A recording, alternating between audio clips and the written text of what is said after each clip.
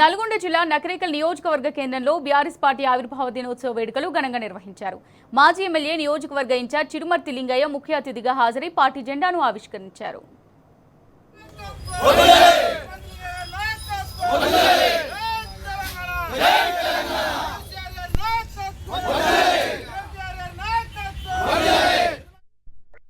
కేటీఆర్ గారి ఆదేశాలతోటి రాష్ట్ర వ్యాప్తంగా ఒక పండుగ వాతావరణంలాగా ఈరోజు బీఆర్ఎస్ పార్టీ జెండా పండుగ చేసుకుంటూ మరి ఒక పండుగ వాతావరణంలాగా వారి యొక్క ఆదేశాలతో జరుపుకుంటాం.